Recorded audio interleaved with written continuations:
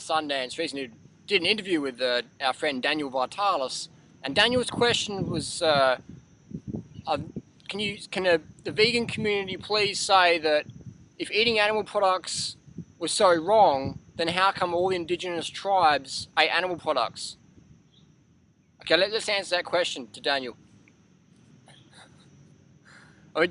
That's the question I get asked all by my redneck mates. Harley, they're drinking beer and eating steak and chips going, oh, the indigenous tribes ate meat, didn't they?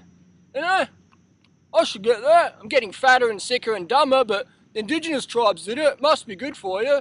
I don't know why I'm getting fat, sick and dumb. Must be just my genetics. In all honesty, using past cultures to justify our bad habits, that's like saying, this is a fact, all tribes and cultures did drugs and alcohol of some sort. Drugs and alcohol of some sort. Does Daniel VITALIS do drugs and alcohol? Guaranteed. Ask Daniel, watch his YouTube videos. Ayahuasca, mead, beer, whatever. You know, bongs, tobacco. Hey, the ancient cultures did it, so that means it's okay. So let's just do drugs and booze, because all the cultures did it. If we're going to use that reasoning, let's not cherry pick now, Daniel. Let's not cherry pick. All those cultures that you reference, they didn't use MacBooks like we do, that I do, that you do. They didn't drive SUVs. They didn't ride bicycles. They didn't wear shoes. They didn't have clothing and heating and cooling.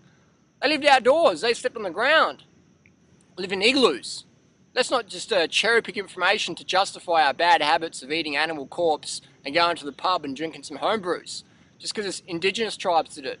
That's a poor reasoning. But hey, you know, people's attention spans and knowledge is so poor in society, it's easy for hucksters to go around selling them colostrum and magic mushroom powders and say, bananas are bad. People ask me what orthorexia is. Orthorexia is when you can't eat a banana. And when you teach that the humble banana is junk food, when you teach that, you're teaching orthorexia. So I don't hate Daniel. What I hate is the results people get from following this orthorexic, can't eat a banana craziness. You know, it's okay to go to the pub and eat steak, chips and drink beer like these guys do, and you can see it, obviously, physically. And hey, nothing wrong with being overweight, on drugs or drinking alcohol. Nothing wrong with that. It doesn't make you a bad person. I just feel it's a very bad choice for your health. I see people on a regular basis getting obese, getting super fat, getting anorexic, getting chronically fatigued, getting drug dependent. I see people coming in the health food scene, coming for health advice, and going to one of these talks from these people and saying, hey, ayahuasca is good, tobacco is good, cigarettes is good, coffee is good, as long as it's organic, drugs are fine, bananas and dates, too much sugar, eat honey, buy agave, buy colostrum in little plastic packages. That's crazy, I don't know, you know, so I get pretty hyped up, I get pretty passionate. And we're a good comparison, Daniel VITALIS. I think we're the same age, Dan.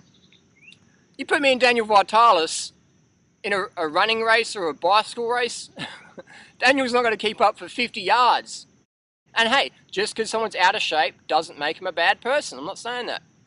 You know, I'm just pointing out the obvious, the physicalities here. Daniel VITALIS asked my blood tests. I put them up on YouTube multiple times. Daniel VITALIS' blood tests, never seen them. You know, Daniel says you can't be fit as a vegan. Well, I put up a lot of videos. Anyone seen a Daniel VITALIS workout video? I didn't think so.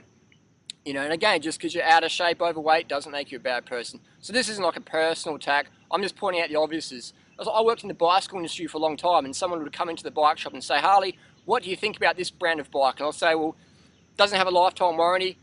It's made in the same factory as XYZ. It's too expensive, blah, blah, blah. Or I'd say, yeah, it's a great bike. You know, get it. You know, I was respected for my honesty. And that's why people come to me, and I respect that. People come to me because they value my opinion. They valued my advice, they value results that I get for myself and help other people get for themselves. So I'm not going to say things that just impress people. I'm going to tell people what they need to hear. You know, I'm just done with being fake and false and hey, you know, lovey, and then talk behind people's back. What I say on YouTube is what I say to people's faces. And again, I don't want to hurt anybody or be mean, but I want to be honest. You know, I want to be honest with people because there's just too much fakeness going on in the health food, spiritual, raw food, you know, whatever community. In society in general, people are like, "How you going, mate?" And then just like behind your back, just do crazy things. So I don't hate anybody personally. You know, I'm not a violent person. That's why I'm a vegan, because I don't believe in violence. I believe in kickboxing for sport, but I don't really believe in violence. Then Daniel says, when I go to my talks, I say to people, put up your hand if you've been a vegan for 5 years, and people put their hand down after that, or 10 years. So I don't know any real long-term vegans, so that means it's not good. Hey, I don't know personally many people who do not drink or do drugs. In fact, I know less straight people when it comes to drugs and alcohol than vegans. I know vegans who do meth and drink alcohol and all that stuff. Doesn't make them bad people just because you do drugs and alcohol. Bad choice, definitely. But what I'm getting at is, if I go to my talks and say, people, put up your hand if you haven't used drugs and alcohol in the last year, or if you know someone who has not done that, and people might put their hand up. And if I say, what about 5 years? People put their hand down. What about 10 years? Hardly anyone puts their hand up. What does that mean? Drugs and alcohol are good for you? That everyone does drugs and alcohol because they're healthy? You know what I mean? How people draw these conclusions, it doesn't surprise me though. When you look at what they sell and what they tell and what they preach and teach and what they actually do, it doesn't surprise me. Another question Daniel asked was, there's no generations of vegans, so that means we shouldn't do it.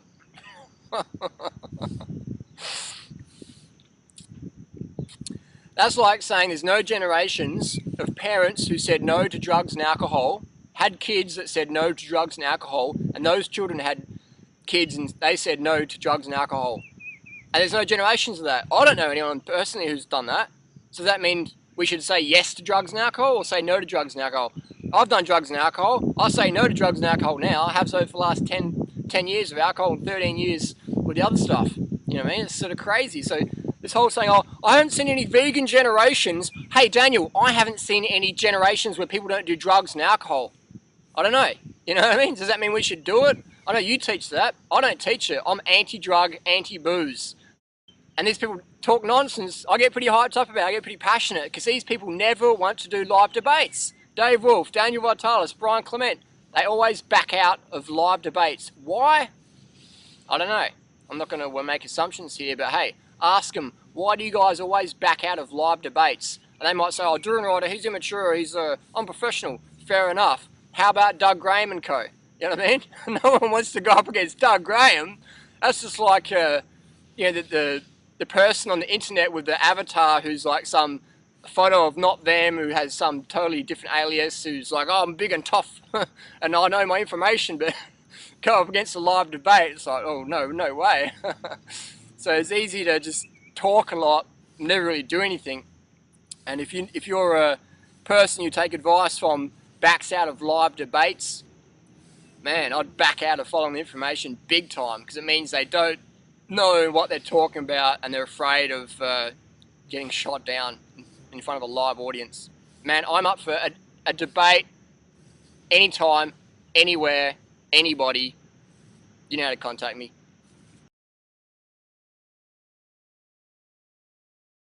So Daniel VITALIS, nice guy, but information-wise, bells and mirrors, smokes and whistles, tells people good things about their bad habits. And hey, most people want to hear about that. Eat meat, drink beer, do drugs, don't do that cardio exercise, because cardio exercise isn't good. I'll tell you what, Daniel, the tribes they exercise in daily life. I'd like to see you do some exercise one day. Get fit, get in shape. And come to our forum, we've got free information on weight loss, how to get fitter, how to eat better, how to get off the drugs and booze. No one has to sign up. You can get free information on our forum, 30bananasday.com. And I'll tell you what, if I had nothing on earth to eat but frickin' some dead fruit bat with half a banana skin and a handful of maggots, I'd probably eat it too. But if you gave these cultures the fruit abundance that we have today, it's a no-brainer, man. Like last night I was walking through a little market here in Chanaburi, Thailand, and there's fruit everywhere. There's more fruit here than anywhere on earth. But they still sell some barbecued crickets and stuff like that. And indigenous cultures eat that. And it's still a little tradition that keeps carrying on, but it's getting less and less as more calorie-rich foods come onto the table. It's incredible. So I'd like to see Daniel Vitalis. Here's a challenge for Daniel Vitalis. I want to see Daniel Vitalis eat some real indigenous foods in the form of local insects, like wood grubs, maggots, etc. I want to see Daniel Vitalis do that because that's what indigenous cultures did. I want to see Daniel Vitalis eat a skunk, because skunks live near where he is and skunks got eaten by indigenous tribes. I want to see Daniel Vitalis eat a cat and a dog, because indigenous tribes eat cats and dogs. And let's not cherry pick information here, Daniel. I want to see you eat a cat and dog. I want to see you cook it up, because I know you believe cooked food's better than raw food. So hey, that's a realistic challenge. Indigenous tribes did it.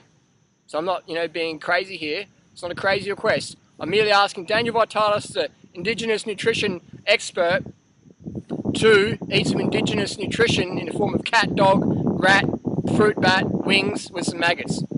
Part of it in balanced indigenous diet in various parts of the world. So it's not a radical request. Is Daniel going to do it? I'll put money on it. He does not. Why? I'll let you answer that question. And then Daniel says, I was a vegan for 10 years. I know, I can speak that language. Let's listen to what Daniel Vitalis ate as a vegan. As somebody who was a raw vegan for many years, my calorie sources were basically coconut oil, olive oil, and kale. That was basically what I was eating. And, with some tertiary foods, but that was the main stuff. Now that's definitely not how you want to eat as a vegan if you want to thrive. If you want to have high energy, good blood test, look good, feel good, be good, that's how you don't eat as a vegan. High fat, low carb, starvation, anorexia, orthorexia diet. Doesn't work. And when you get dropped off the deep end and say, I was vegan for 10 years, now people know why it didn't work for Daniel Vitalis. So, like I said, people always judge by results versus theory. When people are talking about, oh, well, the tribes did this and the tribes did that, it's like, come on now. The tribes ate other humans. The tribes ate maggots. The Inuits ate penguin intestines mixed with whale blubber and ate that. They ate each other when there's no food around. Should we eat other humans if you're hungry? Should we eat other humans, eat their brains because that was a tradition in Papua New Guinea? Should we continue that? You know what I mean? Should we sacrifice virgins and do all sorts of crazy wacko stuff? Because that's what traditions did. I say no, I say follow your heart, I say common sense, I say take advice and people getting the results you desire. I say have a lot of fun. And above all, I say eat enough carbohydrates so your glycogen stores are always topped up, so you get enough hydration, you get enough sleep, so you can see through the lies. You can decipher between facts and marketing information. Peace. Thanks for watching.